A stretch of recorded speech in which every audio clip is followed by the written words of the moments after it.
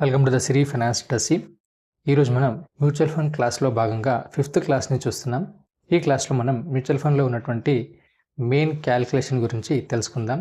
మనం ఇక్కడ చూసినట్లయితే కాంపౌండ్ ఇంట్రెస్ట్ ఫార్ములా అనేది చాలా యూస్ఫుల్ అవుతుంది. ఇక్కడ మనం ఫార్ములా కనుక చూసినట్లయితే future value is equal present value 1 + i n⁴ n.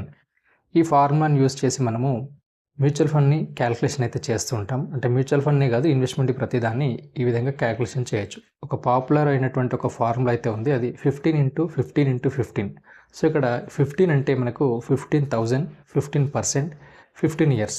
అంటే 15,000ని 15 ఇయర్స్ పాటు 15% రిటర్న్స్ వచ్చేటువంటి ఫండ్లో కనుక ఇన్వెస్ట్ చేసినట్లయితే 1 CR అయితే ఎర్న్ చేయడం జరుగుతుంది. అదే ఈ 15,000ని 15% రిటర్న్స్ వచ్చేటువంటి ఫండ్లో 30 ఇయర్స్ పాటు కనుక ఇన్వెస్ట్ చేసినట్లయితే 10 CR అయితే రావడం అయితే జరుగుతుంది. ఇక్కడ మనకు 1 CR రావడానికి మనకు 15 ఇయర్స్ టైం పట్టింది.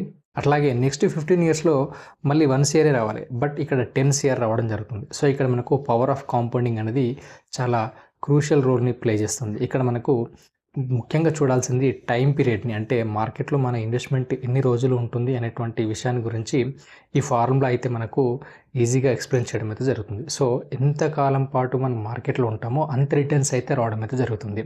సో ఇది పాపులర్ ఫార్ములాస్ ఇవి. ఇక్కడ సెబీ గైడ్లైన్స్ ప్రకారం అయితే 12% రిటర్న్స్ ఇస్తాయని చెప్పి చెప్తూ ఉంటారు. బట్ కొన్ని సమ్ టైమ్స్ 12% కన్నా ఎక్కువ రిటర్న్స్ కూడా వచ్చేటువంటి ఛాన్స్ అయితే ఉంటుంది.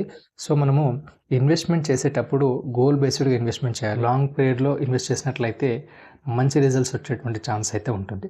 Thank you for watching this video. మీకు కనుక వీడియో నచ్చినట్లయితే లైక్ చేయండి, షేర్ చేయండి, సబ్స్క్రైబ్ చేయండి, మీ ఫ్రెండ్స్ అండ్ ఫ్యామిలీ మెంబర్స్కి షేర్